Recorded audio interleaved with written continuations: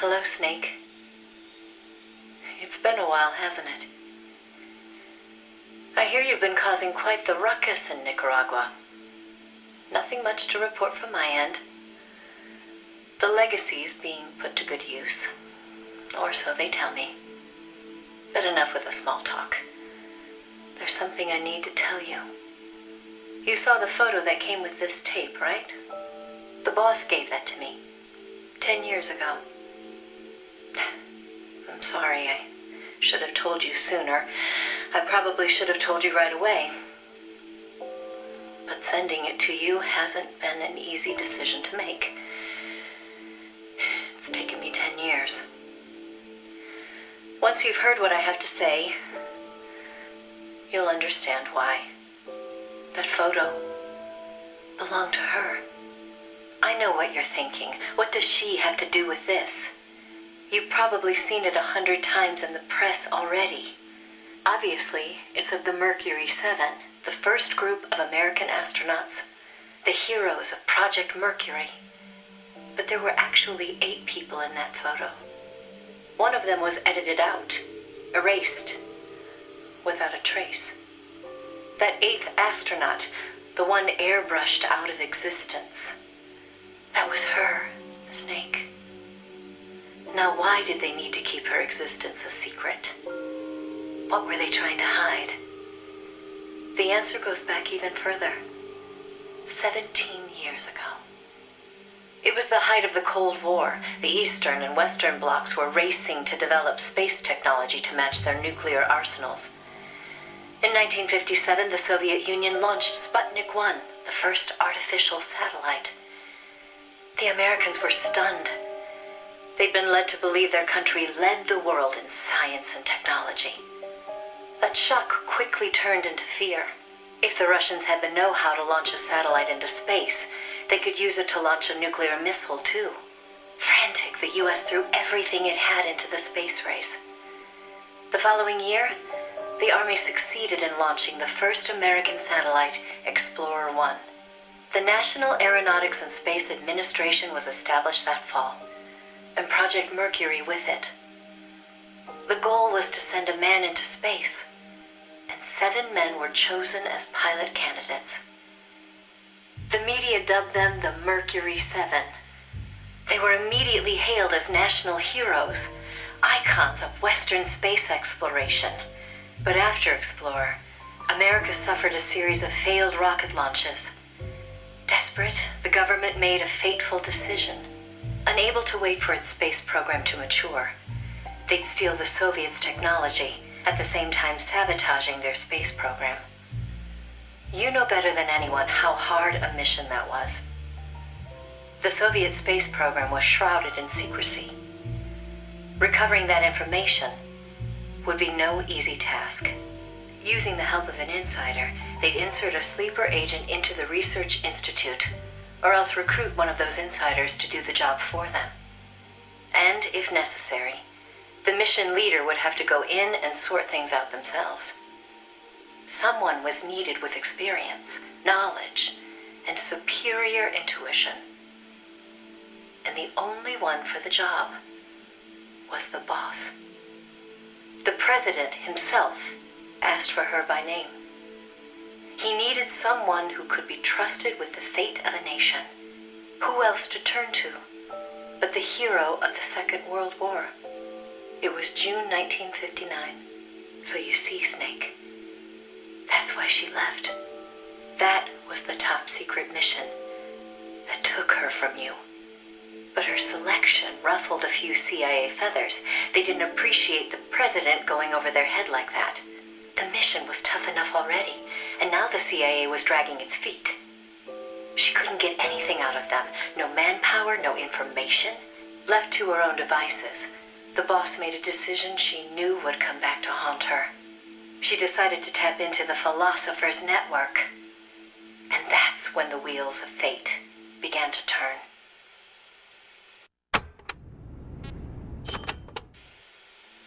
The Philosophers were a secret society of power brokers formed in a pact between the US, Russia, and China in the early 20th century. Of course, by that time, the American and Soviet branches had already parted ways. But there were those among the remaining Russian philosophers not entirely happy with the one-party communist state. The boss reached out to them. She arranged clandestine meetings in Berlin, hoping to find a way into OKB-1, the Soviets' premier design bureau. She worked tirelessly to win their sympathy, in some instances using huge sums of cash, in others, by helping them over the Berlin Wall. It was a dangerous game to be playing. The philosophers had everything on her, and not just information either. She'd given birth to a child on the battlefield, only to have them immediately snatch it away.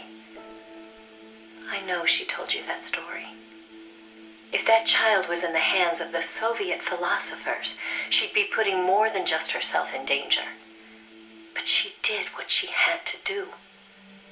At the time, the Soviet Union was believed to have an arsenal of missiles far greater than that of the United States. If that proved to be the case, Moscow would be free from the yoke of nuclear deterrence, raising the possibility that the Soviets might actually launch nukes if they felt it necessary. As you know, the so-called missile gap turned out to be a Soviet bluff. Moscow had gone to incredible lengths to perpetuate the lie. In fact, the whole space race was really just a part of an elaborate ruse. Only we didn't know that at the time. She used to joke that even she swallowed the whole missile gap story, hook, line, and sinker. She put her life on the line, for the sake of her country, to prevent nuclear war. And it was because of her sacrificial efforts that America succeeded in placing a sleeper agent inside OKB-1. NASA began to receive huge volumes of technical data from the Soviet program. By the end of 1959, they'd succeeded in sending a chimpanzee named Sam on a ballistic rocket flight. The rocket never left the atmosphere. But all the same, it was a huge success for NASA, restoring confidence in its technology. Then, just when the operation was starting to produce results, the CIA came calling. "You're a war hero," they said. "No need for you to dirty your hands with this sort of black ops. We'll take it from here." In effect, they wanted to reap the rewards for themselves. But the boss didn't object. "My part is over," she said. "I don't care what you do with the data now." It seemed as if NASA was making great strides toward manned spaceflight, while the Russians lagged behind. They even got a report from their mole at OKB-1. "The safe return of Sam has sent our scientists into a panic," he said. Soon afterward, the Soviet Union sent an animal of its own into space on Sputnik 2, the dog Kudryavka, better known to the world as Laika. But Laika was fated never to return to Earth. The U.S. can recover its spacecraft from the ocean upon re-entry. But the Soviet Union only borders the frozen Arctic. They had to bring their spacecraft down on land. How could they soften the impact enough to bring a living creature back safely? The agent reported that the Soviets hadn't yet found a solution to that problem. The plot to sabotage the Soviet space program seemed to be working, too. First, they tampered with Sputnik 4's re-entry. Then, 2 months later, one of their rockets exploded on the launch pad. They did manage to send 2 dogs into orbit aboard Sputnik 5 and return them safely to Earth. But the agent dismissed it as a fluke. Dogs, sure, but humans? They didn't have the technology. Everybody believed it. Everybody was complacent. Everybody. Except the boss. There was something about the Sputnik 5 schematics they were getting that didn't seem right. Some kind of ejection device on the capsule that didn't quite belong. She couldn't figure out the reason why it was there. What was it supposed to eject? NASA shrugged off her concerns. They figured it was probably meant to eject the flight recorder in case of an accident. The boss pleaded with them to investigate, but the CIA wasn't having it. They probably thought she was trying to reclaim some of the glory for herself. The boss wouldn't give up. She decided to head to the Soviet Union herself, alone, without any backing from the CIA. By the beginning of the next year, 1961, she'd succeeded in infiltrating OKB-1. That's when she saw the truth for the first time.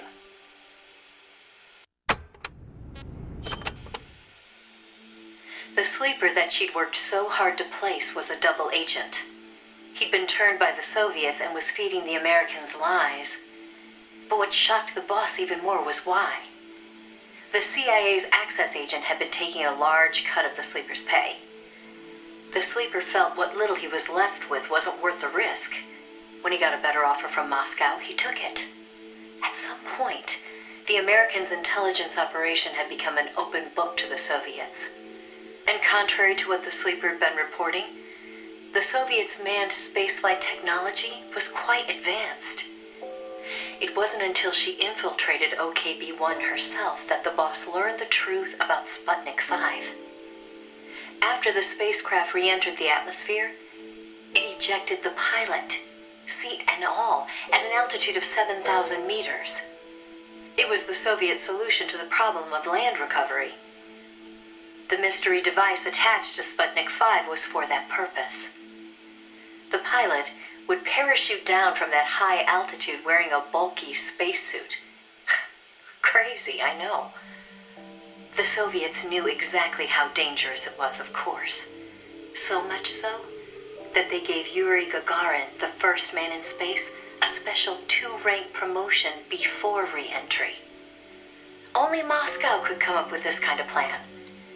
With total state control over information, they could easily pretend it never happened in the event of a failure. The boss passed the info on to NASA. It was their worst nightmare. The glory of mankind's first spaceflight was about to be stolen from them by the Soviet Union. It was Sputnik all over again. And the CIA was caught no less off guard. Their ineptitude had caused the fiasco in the first place.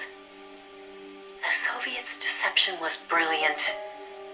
They'd woven a masterful tapestry of truth and fiction to convince the Americans their intelligence operations were proceeding as planned. No one but the boss could have seen through it. It was obvious the Soviets had some gifted minds working on their side. But that certainly didn't excuse the CIA's massive failure. The CIA wasn't done, though, and devised an ingenious plan to avoid taking responsibility. Luckily for them, a new president had been elected the previous November, John F. Kennedy. As he didn't know the case history when taking office, the CIA was able to feed lies to his new administration. They masked their own failures, placing the blame squarely on the boss's shoulders. After all, she'd selected an unreliable sleeper. They claimed she'd failed to make use of one of the most effective means of controlling a sleeper agent's actions: holding their family hostage. The boss was well aware that would have worked. She told me so later, but she couldn't bring herself to do it. It seems clear it had to do with having her own child taken. She could never inflict the same pain on anyone else. The CIA used that against her. In his election campaign, Kennedy had vowed to close the missile gap with Moscow. If America lost the space race, that promise would be worthless. The fact that the president had no links to the philosophers only made things worse. He was completely unaware of the secret networks she'd used to complete her mission. In his eyes, she was no better than a traitor. The fate that awaited her was cruel beyond belief.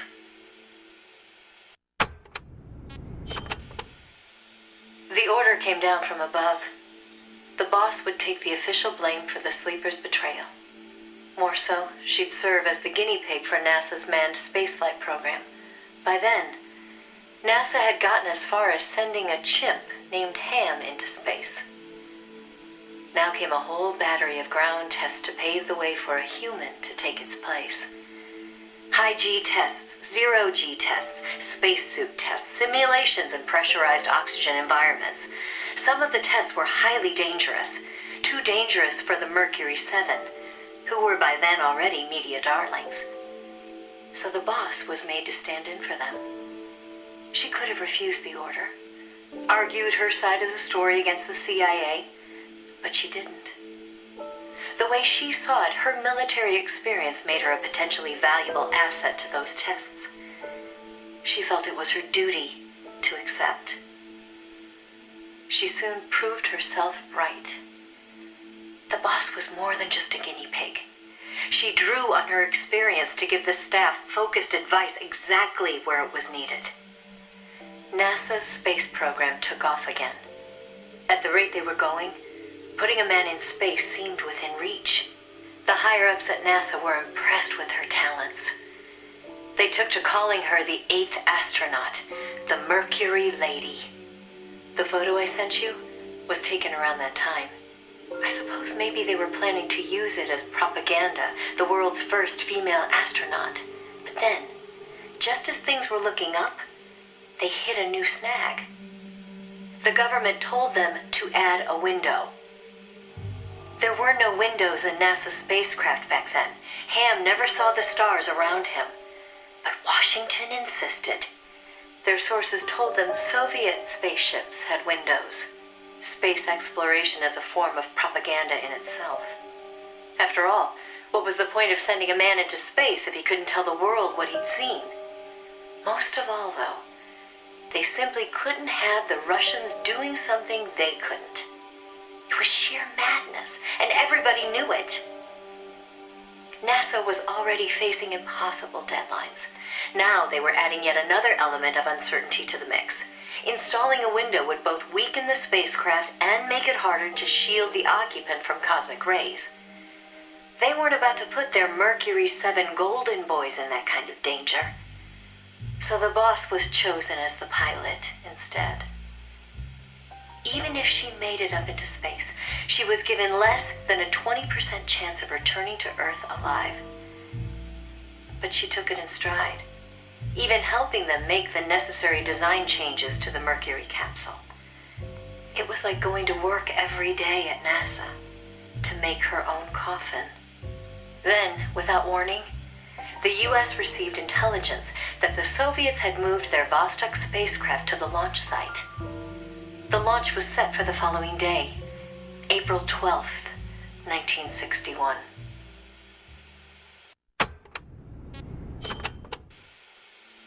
America couldn't let the Soviets beat them with Vostok.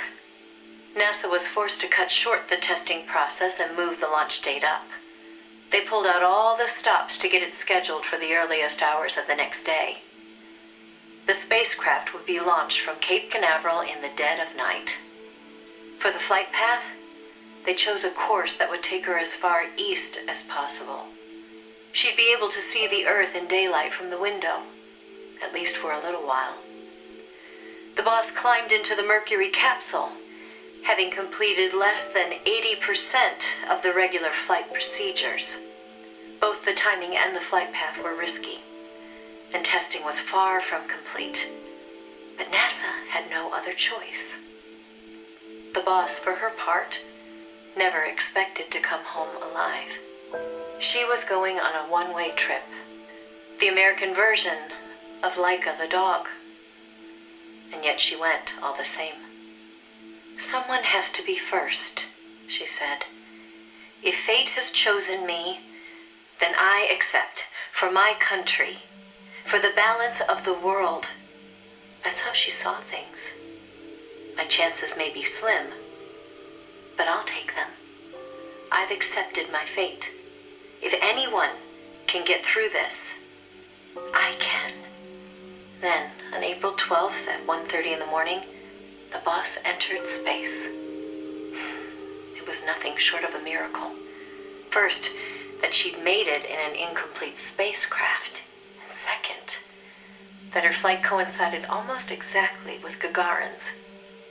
As the sun rose over the horizon, and cosmic rays began to bombard her through the window. She saw the Earth. I think you've heard the story before. It was a world without borders, a perfect jewel. All nations, all ideologies. They seemed so far away. It almost made her laugh, knowing that they'd risked so much to beat the Soviets by a few short minutes. If she'd seen Vostok from her window, she probably would have waved. But the two spacecraft were destined for very different fates. Gagarin circled the Earth and returned to the Soviet Union, safe and sound. The Mercury capsule, on the other hand, deviated from its planned re-entry angle. The addition of a window had thrown the capsule's aerodynamics off balance. The boss's coffin veered wildly off course and began to plunge earthward.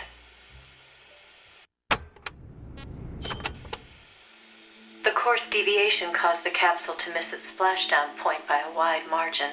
It didn't have enough time to decelerate before crashing into the sea. The force of the impact shattered the spacecraft before it started to sink like a stone.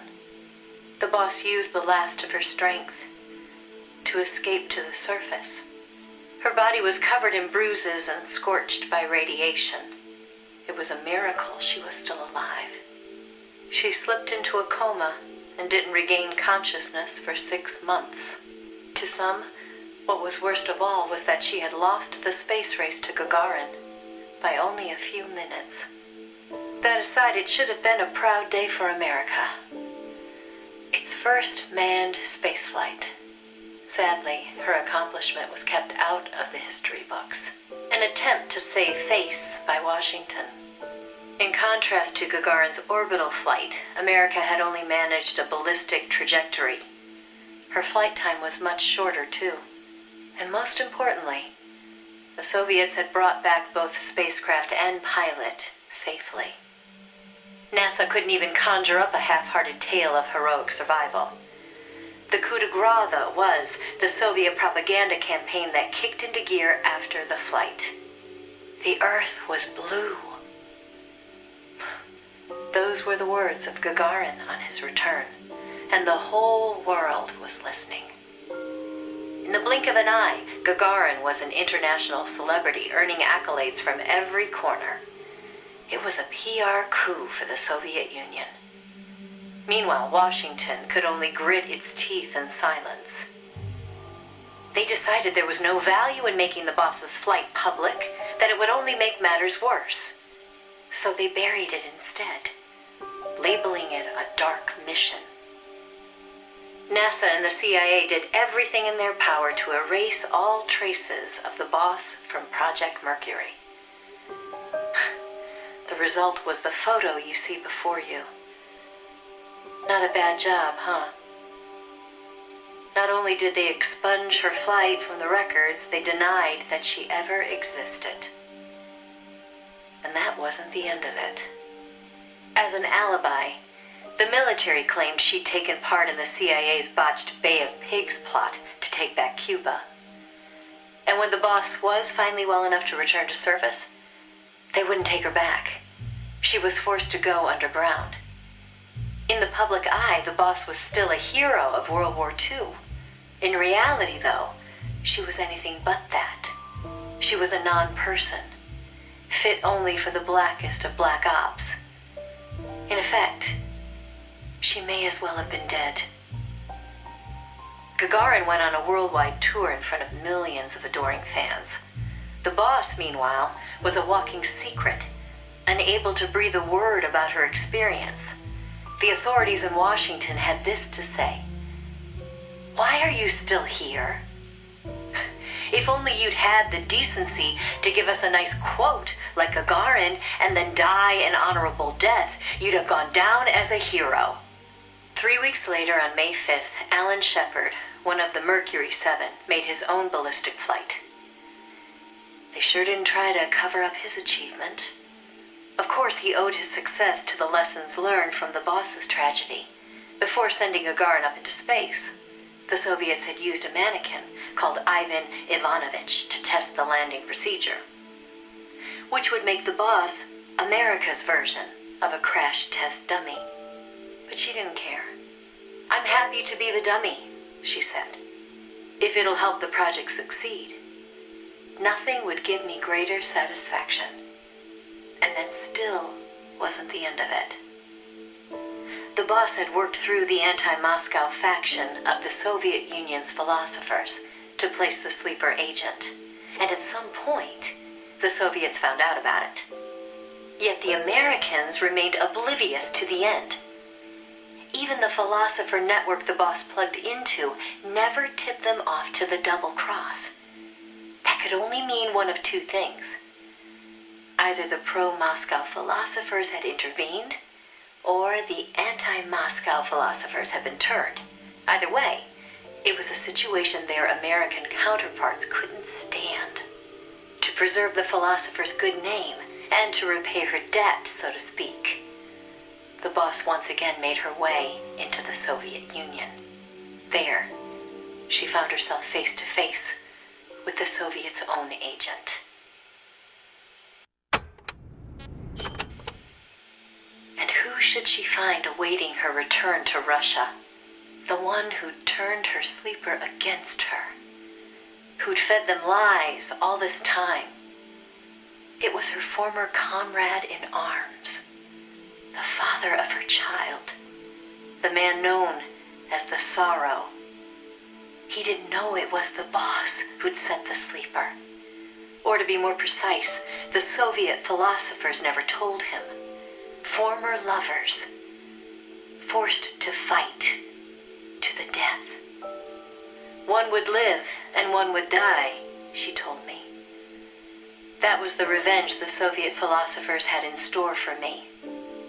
If both of them survived, their child would suffer in their place. They were left with no other option. The boss shot him. He offered no resistance. When she returned from the Soviet Union, there was no place left for her to go. She'd sacrificed everything. Everything. For her country. And in return, they treated her like a dead woman. She was made a scapegoat for no good reason. Only because power had changed hands in Washington. Any lesser being would have long since cracked. It was then that one of her old SAS comrades reached out to her, Major Zero, and so Fox was born. She undertook a mission that, well, you should know better than anybody. You are a part of it. 20 days after Shepard's flight, President Kennedy announced that America would put a man on the moon. Without the intelligence the boss obtained, America's space program would never have caught up. Armstrong and Aldrin might never have walked on the moon, but the Americans' gain had cost the boss her health, her honor, and the man she loved. The word tragedy doesn't even begin to describe what she endured. The Soviets continued their manned space flights, and in 1963, Valentina Tereshkova became the so-called first woman in space. It's said they took their cue from NASA's long-buried Mercury Lady project. And so that, Snake, is the mission that kept her away from you for so long. Now, I know what you're thinking. Why not use me as her agent? She knew I'd never even think of betraying her. I think it's because she didn't want to drag you into it. She probably knew what was going to happen. To complete the mission, she'd have to turn to the philosophers, and once she did that, whatever came of it, there'd be a price to pay. No one understood that better than her. So please, Snake, let it go. When she gave me the photo, she left me to decide whether or not to pass it along to you.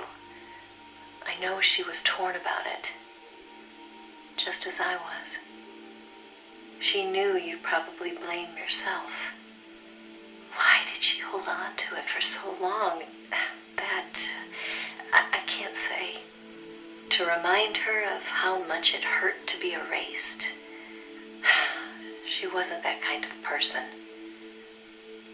No.